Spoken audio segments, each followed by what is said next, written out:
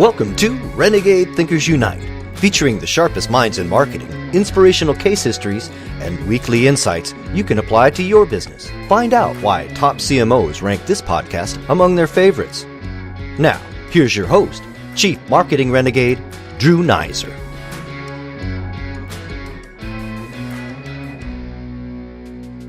Hey, it's Drew, and I'm excited we're doing another live podcast recording and video recording. So if you see me turning my head back and forth, I'm looking at the camera, I'm looking at the thing, it's all good. I'm here with Rebecca Stone, who is the head of marketing for LiveRamp. That's correct. Hi, Drew. Hi. Welcome to Renegade Thinkers Unite. I am excited to be here. Well, also, you're not from around here, as they say. I am not. So, I originally, I have to say, I grew up in New Jersey, so okay. I sort of am. I kind of hear the accent. It's in there. It'll come out every time I say horrible, for sure. Okay. But currently live in San Francisco Bay Area, right. And work in downtown in the city. Right. And you went to college in... I went to UC Santa Barbara. Right. Yeah. So a beautiful place to go to college. It is. So when I was in high school, because I went to, grew up in California, we did a leadership camp at UCSB. And my sort of fondest memory was playing volleyball on the beach, but we got oil on our feet and they had the little, you got tar. Alcohol wipes. You got to be real friends with alcohol wipes. But I wipes. thought it was the coolest thing because the campus is really literally on the beach. It is literally, our dorms and everything have ocean views if you get really lucky. So it is a very amazing place to go. I don't know how you do any work though. I managed to get out in 3 years. So wow. I know. That's impressive. It was the biggest mistake I've ever made in my life. So. I know. I don't understand the people who are in a rush to get through school. It was, I counsel anybody who asks from now on, don't ever graduate earlier than you have to. So. Yeah. Although I was thinking, I was at a Duke event last night and I was thinking about various conversations that were happening and realized, I should have taken a gap year. Yeah. I think a gap year is fine, and I would be okay with a gap year if I had done that. But I went right into work, right into the world of B2B marketing, which was a huge mistake. Like there you go. So you've been in marketing since you graduated. I have. And what would you say? And this is a tricky question, but this is Renegade Thinkers United. Is sort of the most renegade thing you've done in your career? So I think probably the most renegade thing was I was working at a telecom equipment manufacturer at the time. I was head of marketing there and started a social media presence for that company at a time when it was still no real B2B was doing anything in social media, and it ended up taking off hugely. It was around an education program, so it was really similar to this. We had podcasts, we had blogs, we had a website, we had a Twitter feed, and it ended up that the result of that was that our customers got a huge chunk of money from the government and got so much from the government that our biggest competitor ended up buying us. And pointed to the ability of us to drive business through that as one of the key reasons that they purchased us. Right. So you were on the early wave of social when you could actually really use it to drive business. Yes, very early, and there was not a lot of competition. You didn't have to worry about it. It was right at that sweet spot time. Right. When there was such a thing as organic reach. Exactly. Right. Yep. So early adopter. That's a cool story. Yep. Let's see. Do you see yourself? Do you have a superpower, a marketing superpower by perchance? Oh, geez. I would say that probably my ability to get into the minds of the customer, whether they be somebody who's buying telecom equipment or a fellow marketer at a B2C company, I've been able throughout my career to really embrace getting into that mind. And I think that is what makes for really effective marketing, is if you can understand your customer and create content and create campaigns and stories that really appeal to what they care about and their pain points and what they want to do. So when we were talking earlier, you mentioned listening to the Brent Adamson episode that we just did. And on that episode, he mentions that gosh, there may be 10 people in a B2B buying decision. Yep. So getting to know the customer today is a lot different. This is there's a CFO and CIO and a CISO and all this other stuff. In your world, there must be multiple targets. Absolutely. So the company that I sell, that I work for right now, LiveRamp, is really focused on marketers and specifically digital marketers. But that includes an entire buying committee that is probably 3 or 4 digital marketers, probably maybe a CMO, but also privacy and legal and all of those other teams that are really more worried about about the safety of the data that they have and that they're protecting. And so what has been really interesting is that you're not just selling a product that does something for a marketer. You also have to convince a bunch of very, very smart people about why our product is the best and the safest. So there's a lot of different directions that has to go, and a lot of content and a lot of education for our sales team that we have to do. So okay, so here's the challenge for you. LiveRamp in 6 words or less. So we are a technology that connects data from the enterprise side to the digital. Was that, I think that was enterprise, I think that was maybe 10. But okay. So I found a number of things that were sort of described the category. I saw identity platform, identity resolution provider, data management platform. Sort those out for the listener so we get a sense, because when you start to talk about identity, I think you get closer to really what your competitive advantage is. Yeah. And so when you think about the data that that an enterprise marketer has, so it can be buying data from in-store or online. They have email addresses. They have all of that information that identifies us as a person and a buyer and somebody who's interested in a product. And then you have the digital side, which if you're a digital marketer, you fully understand is much more hard to pin down. There's things like cookies and mobile IDs and things that are hard to target as an individual. And so what we do is we just connect the known person to those anonymous identifiers in a way that's privacy safe to be able to market to them no matter where they are. Okay, so so first party data. Yep. And essentially, we can't call it even third party data, sort of just digital footprint. Yep, exactly. And suddenly I go from anonymous person on the web to Drew who's bought this thing and we have this email. And so that's an interesting and sort of very important. So once that data is found, so we've identified this person, what are we trying to do? We're trying to expose an ad to them. What happens at that point? Why bother doing this? So I think the best way to do it is to give you an example. Let's imagine you're Gap, and I use Gap because I'm a regular buyer at Gap, but I only buy in store and I buy for my kids. Mm-hmm. So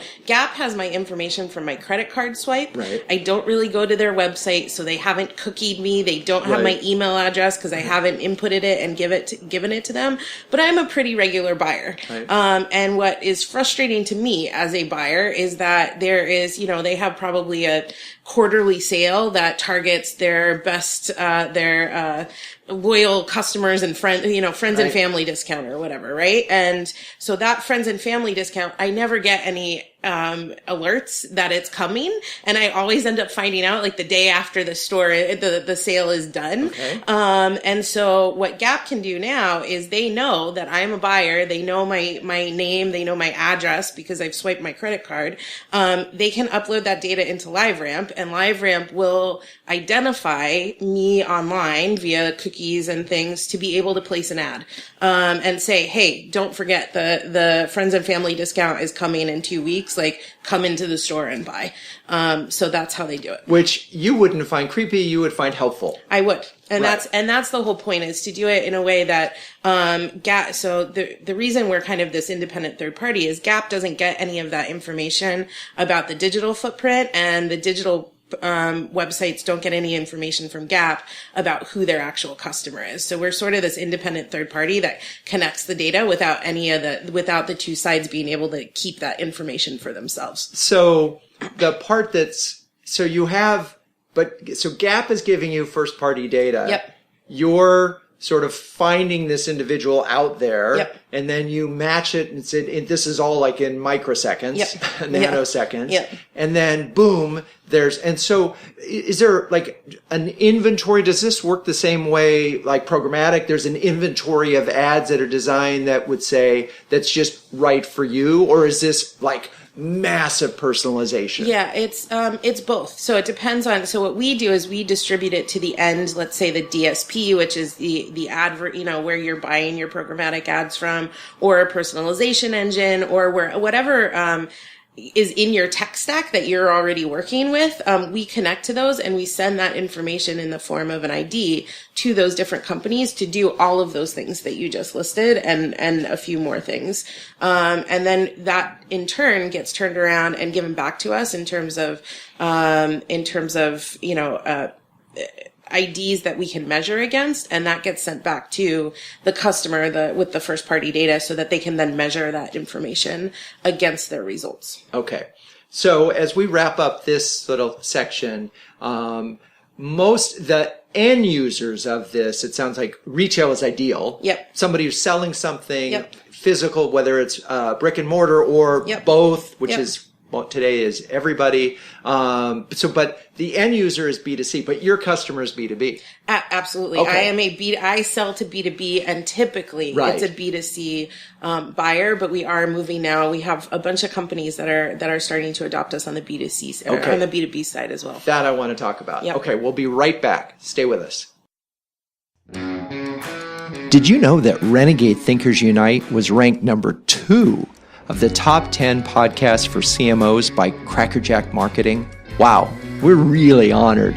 Now, we couldn't do that without amazing guests, and we've had some amazing CMOs on this show, and also terrific listeners like you all. If you like what we do here, please subscribe on your favorite podcast player. That way, you'll never miss an episode.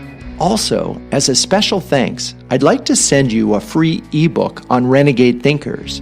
Now, for that, just email drew@renegade.com. Now let's get back to the show.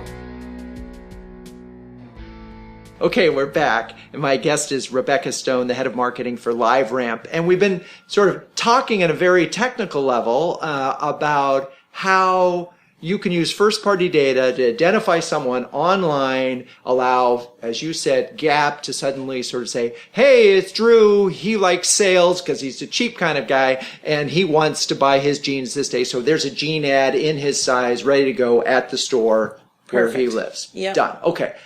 There's a B2B side to this. There is. Let's talk about that. All right. So, like I said, from a B2C side, it's anybody. It could be retail, it could be auto, it could be hospitality, hotels or airlines. On the B2B side, what is ideal about what we do is that we allow a B2B company to target a very specific list. They, typically on the B2B side, it's not like B2C where you're 90% of the time spraying and praying because everybody could potentially buy your product. Right. You have to hit a very small target list of customers. Okay, so because immediately what I'm thinking about is Facebook's ability to take an email list and yep. hash against it and then advertise against a group. Custom yep. audience is exactly. what they call it. Is that what you're talking about? That is exactly what I'm talking about. Okay, so you have that same ability. Yep. But we do it on the open web. So if you think about what Facebook does within the Facebook right. walled garden, we can reach everybody across the web. So any publisher that has a website that right. has advertising on it, we're able to do that same custom audience type thing, but across all of those other websites as well. For example, I have a list of 4,000 B2B marketers in the United States. And they've opted in, so it's a real, yep. it's a nice clean list. I could then, in theory, that's probably not big enough, but then use your service to serve ads yep. somehow magically to those people. Exactly. That's cool. Yeah. Now, from a B2B standpoint, advertising is very tricky. Yes. Because, you're a lot of the companies that we work with, and I'm sure that we're talking about, have a long sales cycle. And all of these folks will say ads are the least significant part of this process. We know that that's not true, but that's what they'll say. Yep.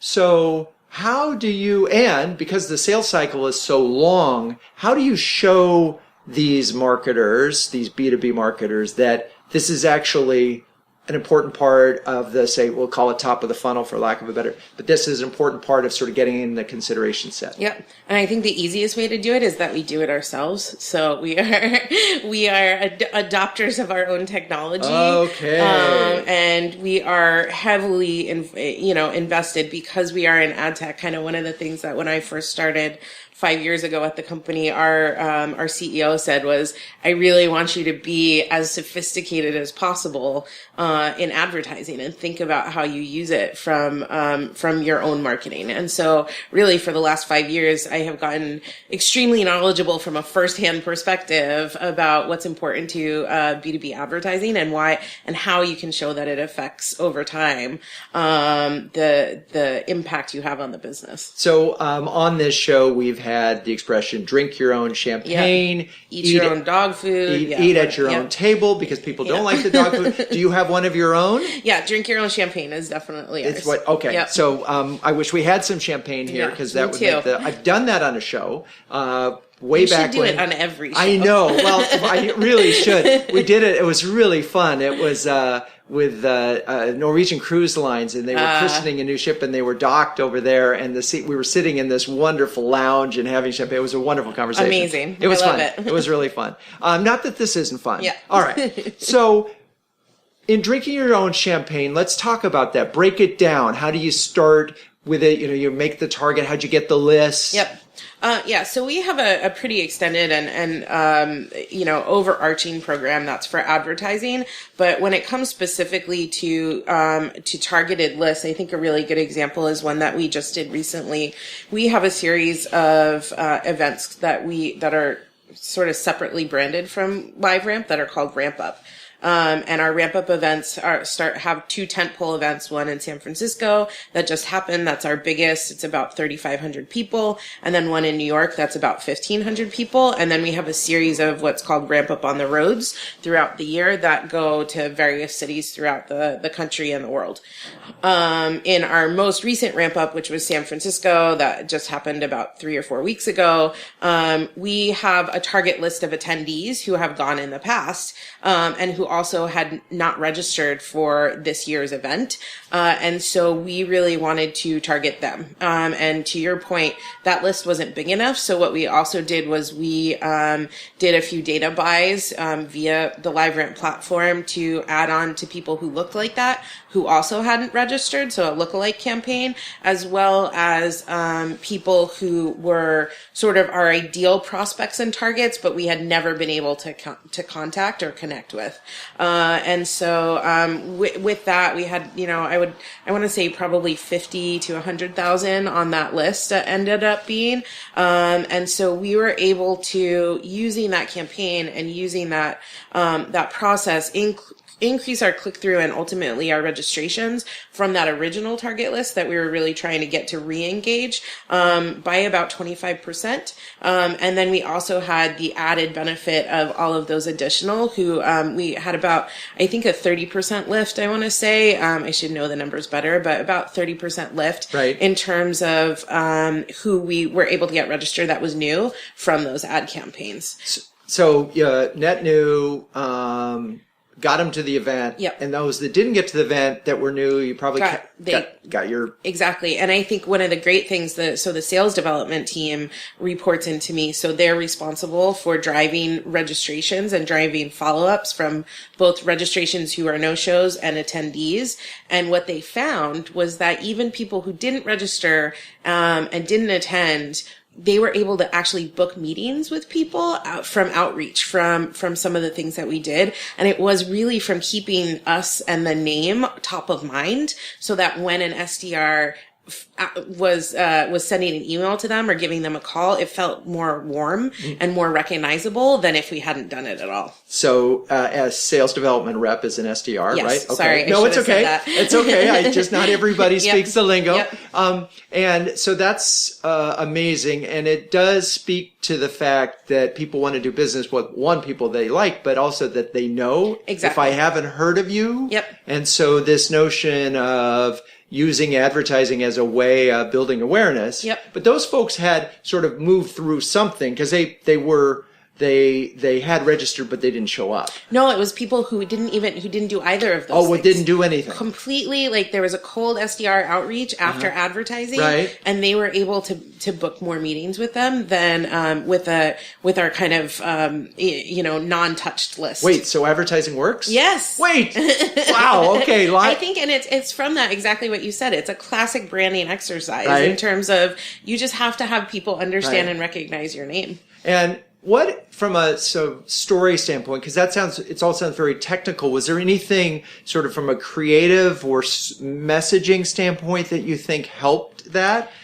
I don't think in these particular campaigns, I think it was very much about just straight, hey, register for this event and what is the benefit that you're going to get. But I have tons of stories about where story is important and how it plays an impact in terms of your campaigns. I think that's more because to what we've talked about a little bit earlier in terms of our buying committees, you really have to have strong stories in order to be able to get them all on board. And we have quite a few examples of where we have stories that integrate marketing and our sales development and then our sales team at the end of it to be able to take people through that customer journey path that are as equally important as just that straight acquisition and kind of targeting campaign. Okay, so perfect place to take a break because I always want to talk about stories, so we'll be right back. You've been listening to another great interview on Renegade Thinkers Unite with Drew Neiser. But the value doesn't end there. As a listener, you can download a free ebook from Drew, Renegade Thinkers, interviews with 11 trailblazing CMOs any business can learn from. Top marketing thought leaders and proven executives from Time Warner, American Express, and Chico's, and others. Get your free copy at renegadethinkersunite.com/ebook. For listeners only at renegadethinkersunite.com/ebook. Okay, we're back, and my guest is Rebecca Stone from LiveRamp, who has just stated for the record that advertising works, which is good because that's essentially what your platform enables, but on a highly personalized basis. It's almost like you could, if you had that real-time ability, you could say, hey, Drew, there's a sale at Gap. We know you love these kind of teas. Or, right.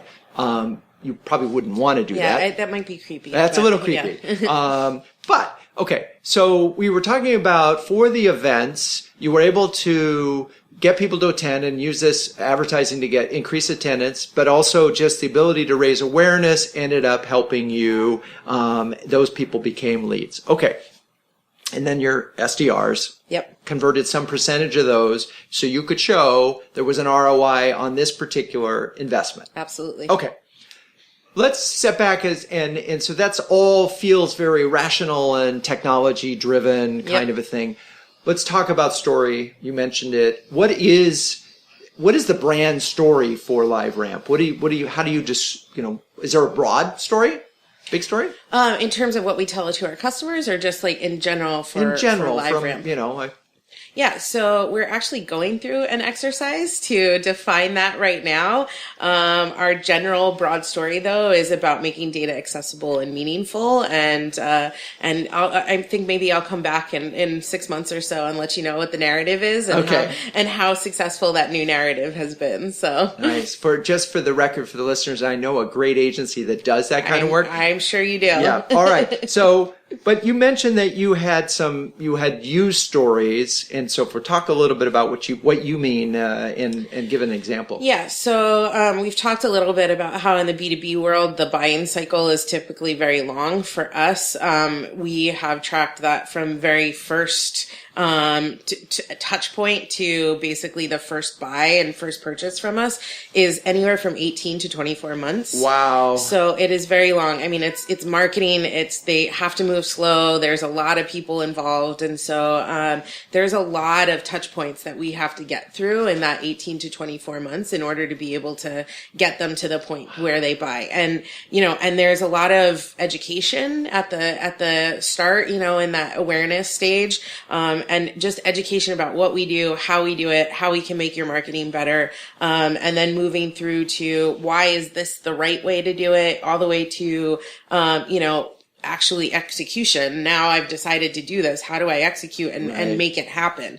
And so we have really created about 5 personas that we target very specifically throughout that whole process with a variety of touch points on that customer journey to address really more their pain points and what they need. And in that first phase, we almost don't talk about LiveRamp as much. It's much more about pain points that the customer has and things that we're doing that other marketers are doing to address similar pain points. And then we move into much more of an education about LiveRamp process, and then into hey, now that you've decided on LiveRamp, here are some of those really core use cases that we talked about early on, and how you take those steps to move through that cycle yourself, and become, one of those people that everybody wants to be.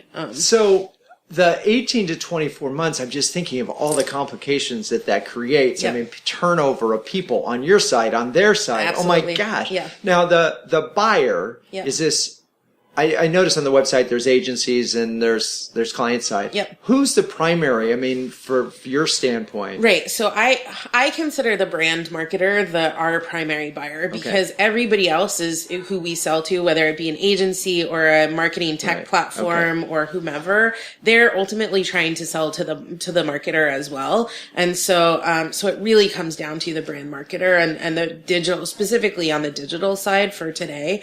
We also are starting to move into measurement and analytics as a core component of our buyer. But those are really the ones who are interested. And that could be anybody from, a senior leader who maybe a VP of digital who reports into a CMO, all the way down to maybe a media buyer who's just buying advertising for particular campaigns. I want to go back a little bit. Your CEO gave you the mandate to be as technically advanced as you could be. How big is your tech stack? Yeah, it's a lot. There's probably about 30 or 40 total different, and it's segmented into core, the core Marketo and Salesforce. Right. And then we have a digital tech stack. We have a measurement tech stack. We have, there's 3 or 4 nodes, I guess is what I would say. And you also have to remember, I have the SDRs under me. So there's a big tech component to supporting that sales development team. So all the things like the lead feeder type things and identifying the people and matching it up. Oh, exactly. So that's why it's a little bit bigger than what you would normally expect from a marketing team, just because we do have that team under me. So to have 30 to 40. So I had Megan Eisenberg, who was at MongoDB. Yep. She had 28 and counting. Yep. She had sunset at 7, so they maxed out at 35. Yep. How many people does it take to manage all of those technologies? Yeah, so we have 3 core marketing ops team members. So not too many. I think we could probably use 1 or 2 more, I think, eventually. But we also have a sales op team that sits outside of our team, who helps to support some of the sales development components of that tech stack, and who manage almost all of Salesforce. Mm-hmm. And then we also have 2 to 3 people who are day-to-day users, who are Marketo certified and who are certified in a couple of our other programs to be able to move through them, that are what I would say are the power users, not necessarily marketing ops, but they can get into those particular platforms and be able to rejigger things almost as well as the marketing ops team can. Okay, so with all these technologies, you have lots of numbers. Yes. And you can't possibly present all the numbers, and maybe you can help solve a problem for me as I'm working on my second book, and I'm trying to greatly simplify metrics. I'm trying to find metrics, blended metrics, that are revenue's too late. Yeah. Right? Because by the time you close 18 months later, that's not going to help you today. Yeah. So what do you say, if I want to know your top 3 metrics right now to know that you can walk into your CEO and say, hey, we're doing great? Yep.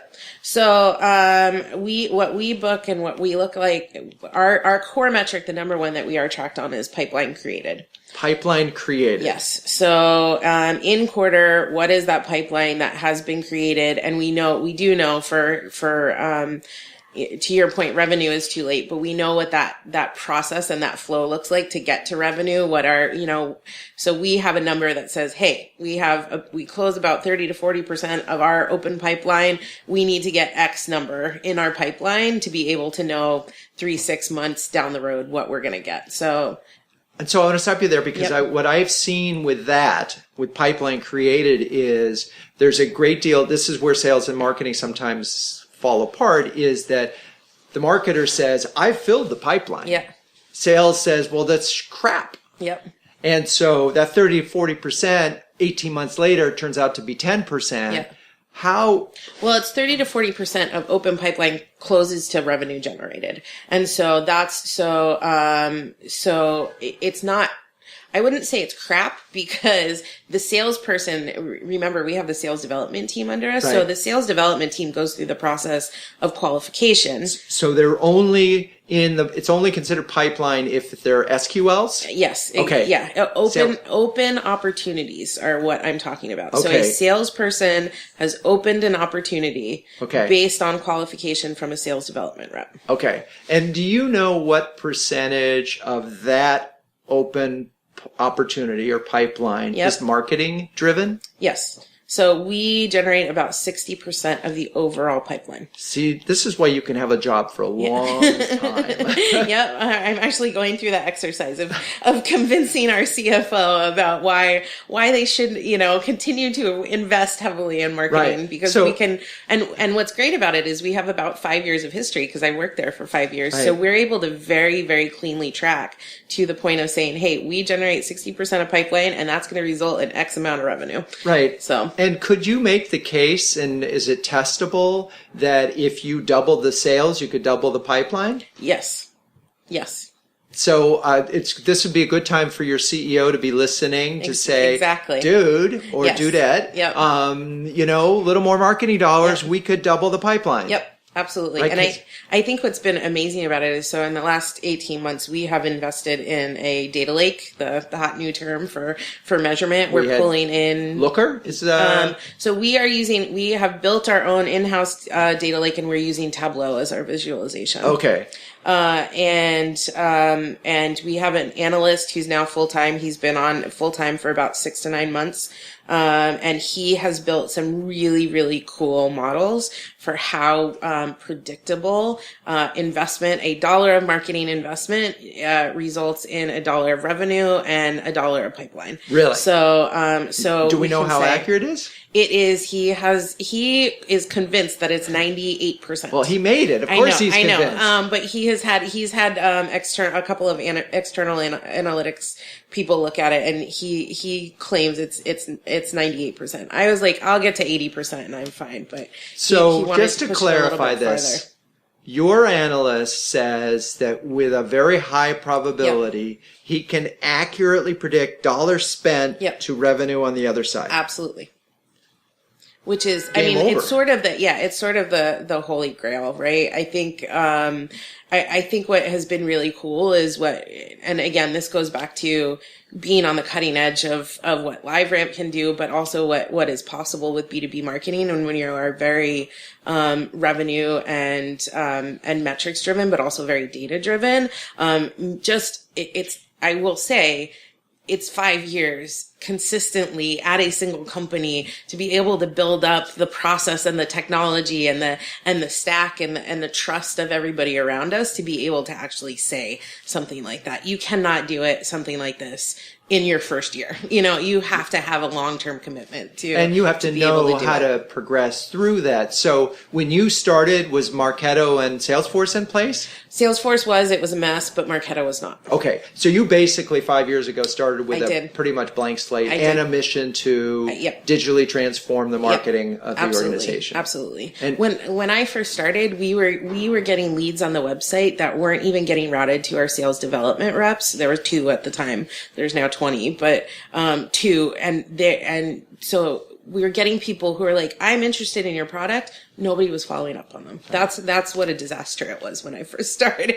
So having gone through this journey now, and at the point where you can actually say to the CEO and the board of directors, X dollars will give this kind of return, with very high level of attribution. What would you say are sort of, if you got a group of CMOs listening, 2 do's and a don't as you approach, let's first do this just on marketing automation and building out your tech stack, 2 do's and a don't on that area. Yeah, so I think my first to do is that you have to be extremely focused on process and data, and you have to drive that focus from everybody in the organization. You have to understand how your data is flowing through, where are the gaps, and insist that everybody from the marketing assistant to the top salesperson is following the process to record and keep all of the data.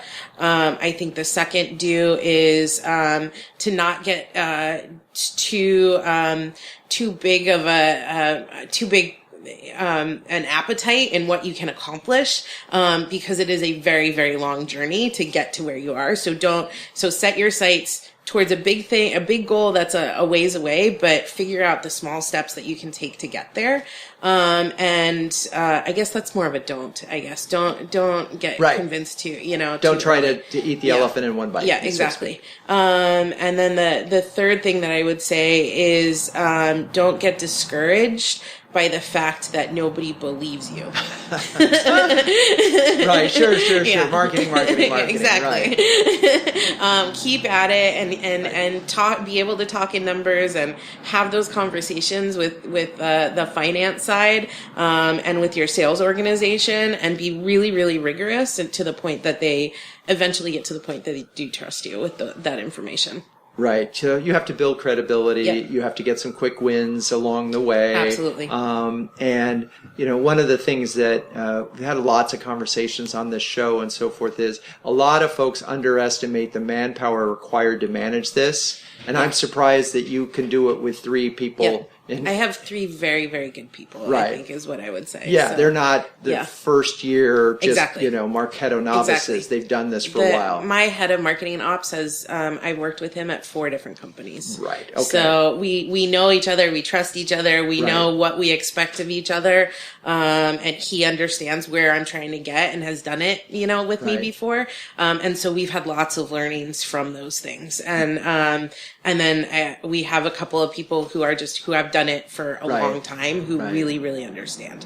You have to have very, very strong people in order to run a lean team. And that's the way it is. I mean, the truth is, it's always about building the team. It is. It really is. And if you, as a head of marketing, if you don't have a good team, you don't have good marketing. Yep, exactly. So, all right. Well, that's a perfect place for us to wrap up this episode of Renegade Thinkers Unite. Thank you so much for being on the show. Thank you for having me. It was a pleasure. Really enjoyed it. So all the listeners, as always, I got an email from someone this morning saying, hey, I listened to your Brent Adamson episode. Do you have a leave behind for that? I do. You can email me at dnizer@renegade.com. You can text me and I'll send it to you. So keep those emails, texts coming. And secondly, as always, until next week, keep those Renegade thinking caps on and strong.